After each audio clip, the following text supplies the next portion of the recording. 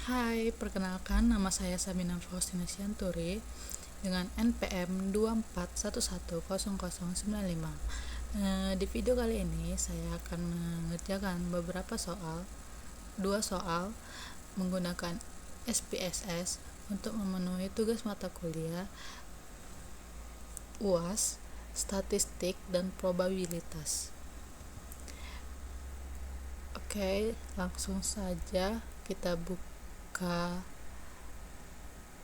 SPSS-nya. Di sini sudah terdapat tampilan SPSS itu sendiri. Namun sebelumnya kita akan buka Excel yang dimana sudah terdapat data-data dari soal yang akan saya kerjakan. Nah, soal yang pertama itu ada seorang peneliti ingin mengetahui hubungan antara biaya promosi dan volume penjualan sebuah perusahaan. Kemudian data-data yang didapat seperti ini, ada tahun penjualan, biaya promosi, dan jumlah iklan. Oke, kita kembali ke tampilan SPSS yang tadi. Kita ke variabel view dulu. Variabel view, gunanya variabel view itu untuk membuat variabel baru, dan data view itu untuk menginput data. Jadi yang pertama digunakan harus membuat variabel. Variabel yang pertama T, singkat. Kemudian kita beri label tahun.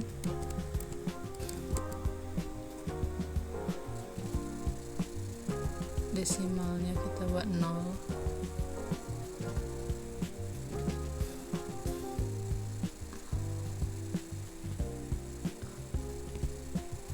Kemudian ada variabel Y, yaitu penjualan.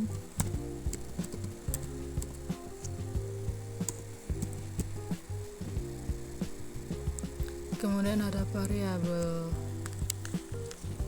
X1,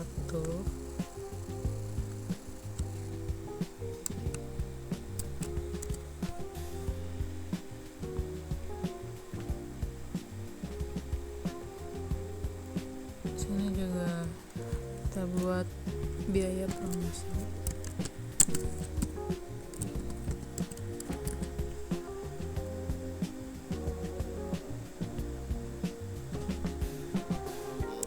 Lalu ada X2, yaitu jumlah iklan.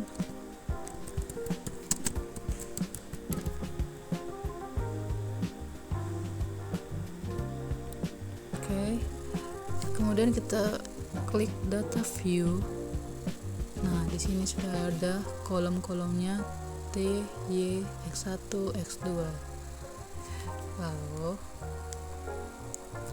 setelah itu kita salin ini dari data di Excel tadi yang sudah kita buat. Kemudian kita pindahkan ke sini.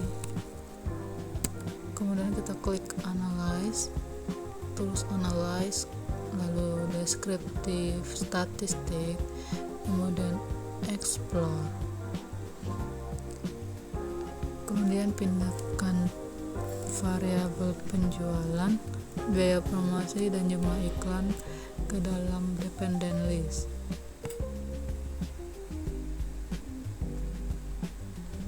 Lalu klik plots, klik normality plots with test, continue. Oke.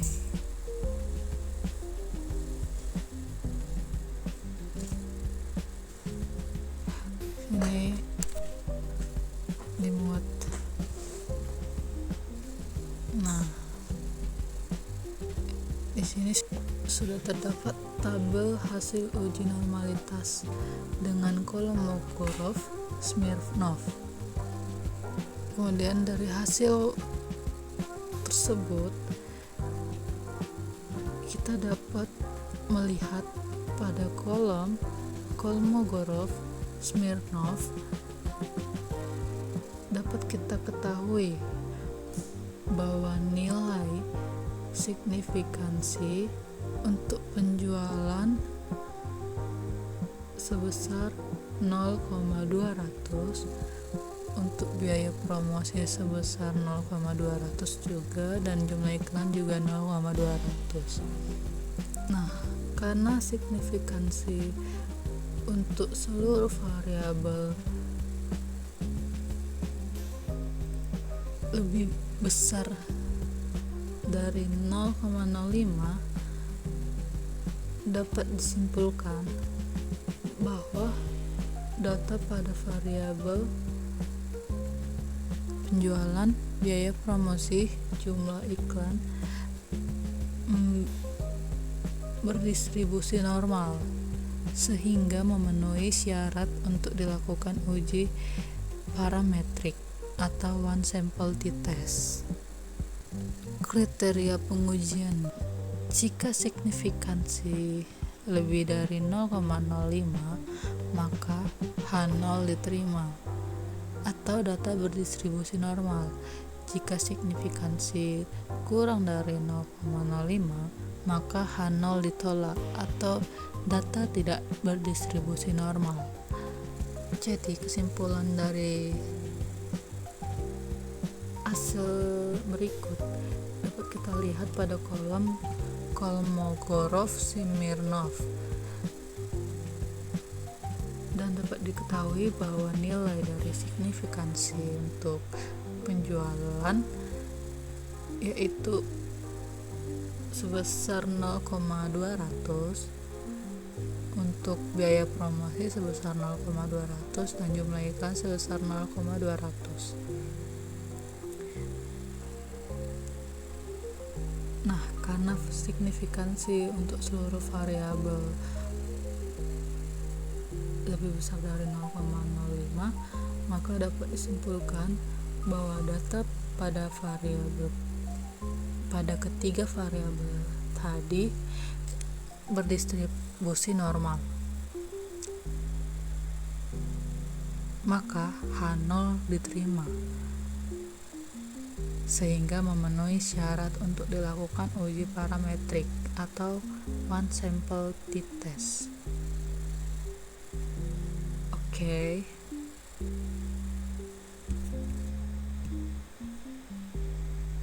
Kemudian untuk melakukan uji sampel one sample t-test,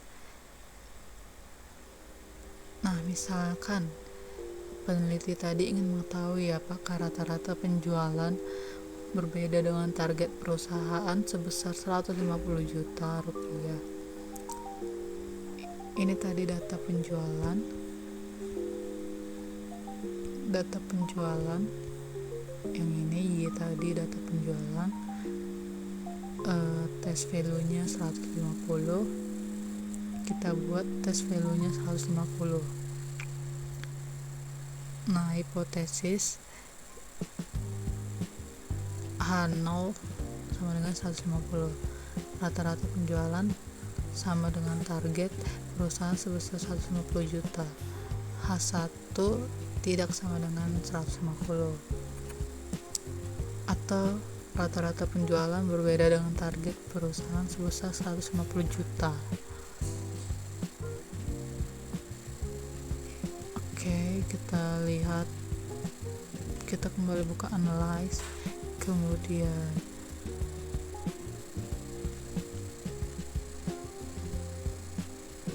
compile means, kemudian one sample t-test.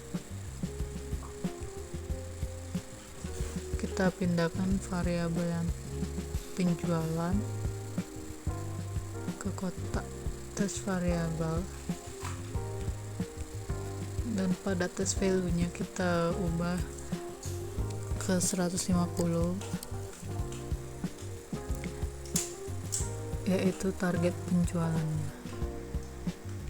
Klik OK, kemudian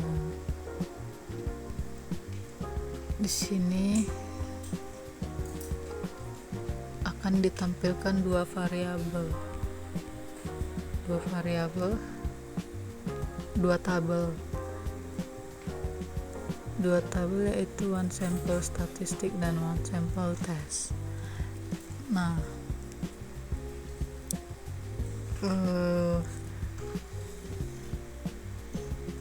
perhatikan nilai min, t hitung, dan df dan sig dua tailed. Bandingkan dengan sig dua tailed dengan taraf signifikansi 0,05. Jika signifikansi kurang dari 0,05, maka H0 ditolak. Tapi jika signifikansi lebih dari 0,05, maka H0 diterima. Tidak terdapat perbedaan yang signifikan antara rata-rata penjualan perusahaan dengan target penjualan sebesar 150 juta rupiah. Dengan demikian, rata-rata penjualan dapat dikatakan sesuai dengan target yang ditetapkan. Oke, itu contoh soal nomor 1. Kemudian kita akan mengerjakan soal kedua. Contoh soalnya, seorang mahasiswa ingin mengetahui pengaruh likuiditas atau X1 dan profitabilitas atau X2 terhadap laba bersih Y. Cari ini Y. Nah, kemudian di sini terdapat tabulasi datanya. Ada tahun laba bersih atau Y, likuiditas atau X1, dan profitabilitas atau X2. Oke, kita tulis saja di sini.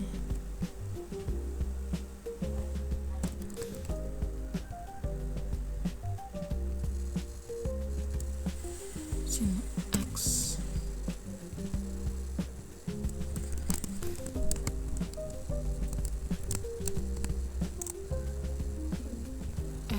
Sini Y. Kemudian sini likuiditas yaitu X1.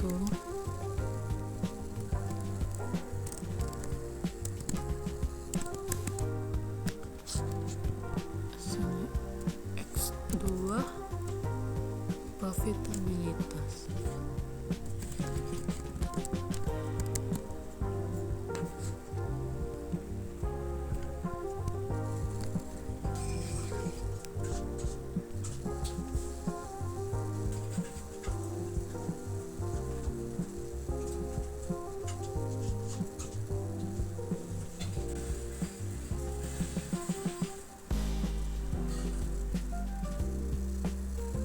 Ini sudah terdapat tabel hasil regresi linear berganda. Ada deskriptif statistik, ada korelasi, variabel internet, model summary, ANOVA2, coefficient. Kesimpulannya, berdasarkan hasil analisis regresi linear berganda diperoleh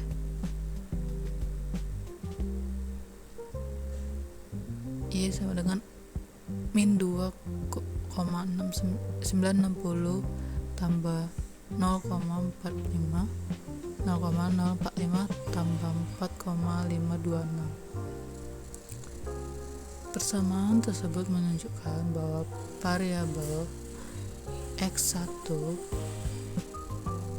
likuiditas berpengaruh negatif terhadap harga, sehingga semakin tinggi likuiditas maka harga cenderung semakin menurun. Variabel X2, profitabilitas, berpengaruh positif terhadap harga, sehingga semakin tinggi profitabilitas, harganya semakin meningkat. Kesimpulan tersebut, model regresi ini dapat digunakan untuk memprediksi harga laba bersih berdasarkan nilai likuiditas dan profitabilitas.